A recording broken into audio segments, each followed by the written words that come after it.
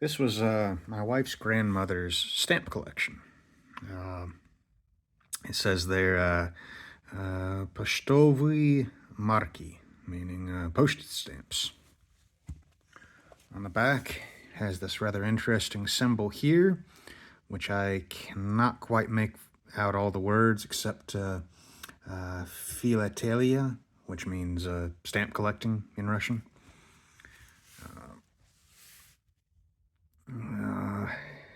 And if I'm not mistaken, it says that this originally sold for 1 ruble and 60 kopeka.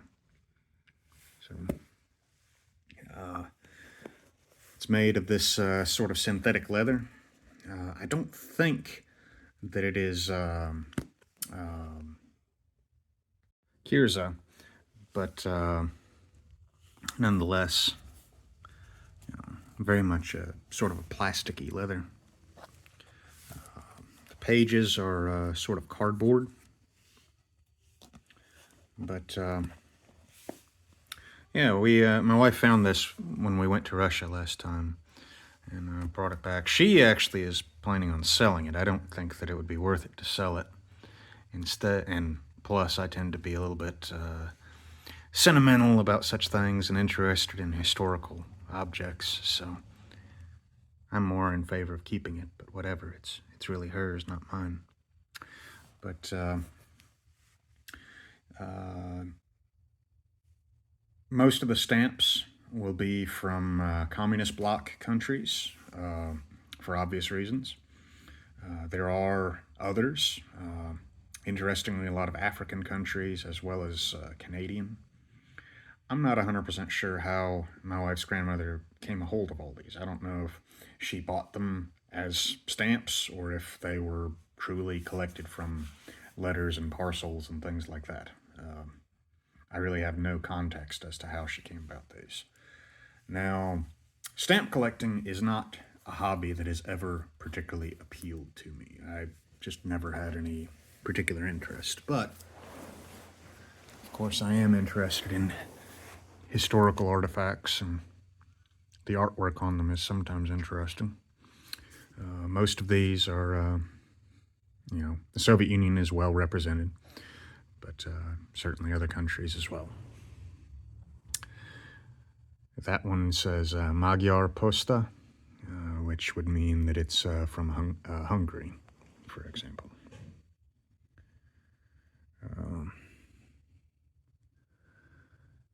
That is, if I'm reading correctly, the Ochakov from 1902. It says Poczta SSSR, 6 kopecks, 1972. So I'm not going to try to translate them all. I'll just kind of show them as best I can. Now, she had this big collection of Queen Elizabeth stamps from Australia and Canada, as well as the Dutch Queen, whose name escapes me.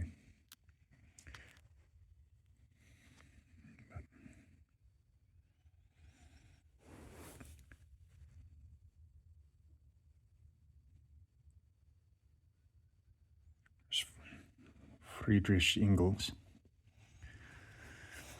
A lot of the stamps are from East Germany, but to me, the most interesting stamps, at least from a historical standpoint, are the ones from North Korea. Not very often you find North Korean artifacts in America.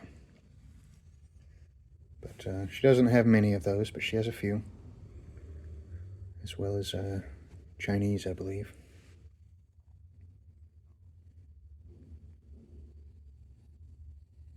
There's Johannes Gutenberg from the East German stamp.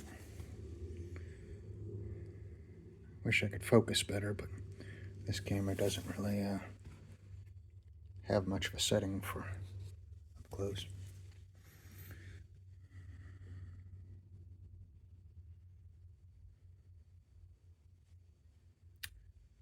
Plenty of Cuban stamps as well.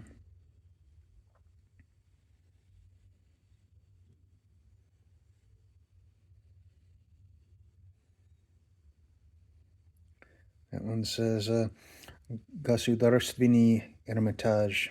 So that's from the Hermitage Art Museum.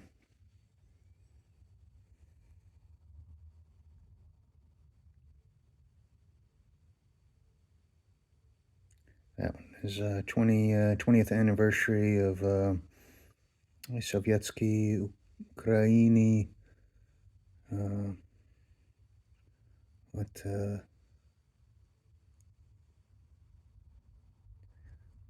20th anniversary of the Soviet victory of fascists.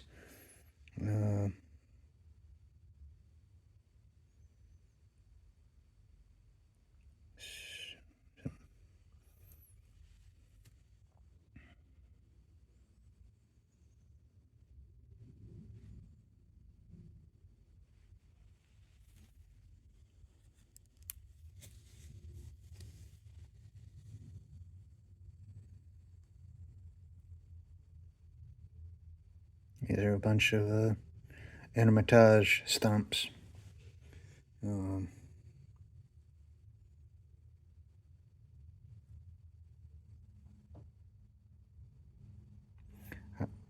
Alexander Nikolaevich Ostrovsky. There's Peter. Is that Peter?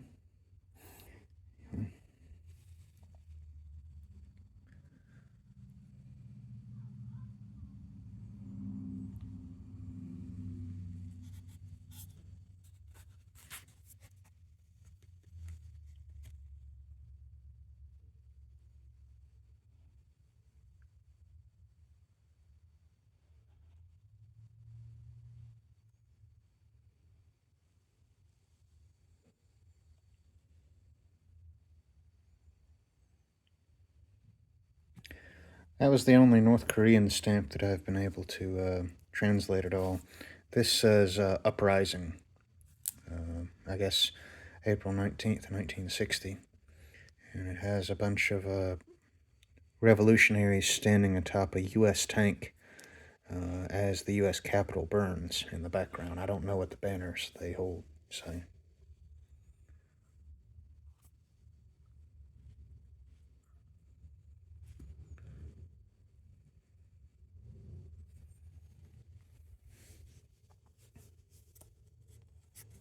And that North Korean stamp, though.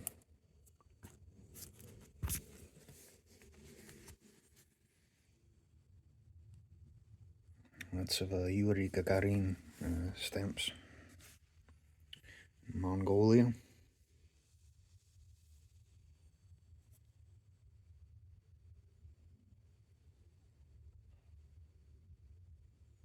That's kind of interesting. It's a East German stamp commemorating 50 years of the USSR.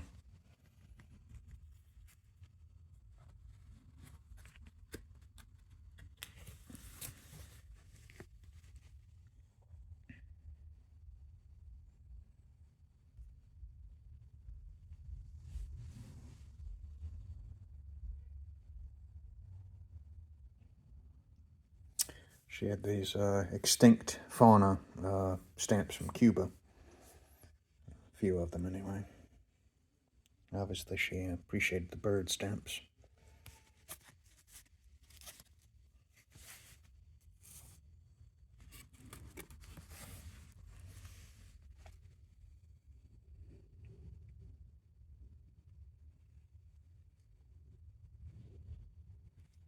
Totally absent, as best I can tell from her collection, is any stamps from the U.S. And I'm not sure I actually saw any from England either. See a few from Australia and Canada, but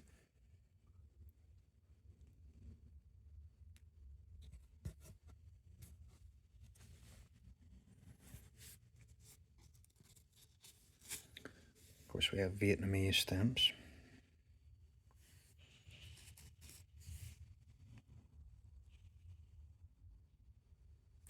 what kind of creature that is. Maybe a spectacle bear? I don't know. Or not a spectacle bear, but a sun bear?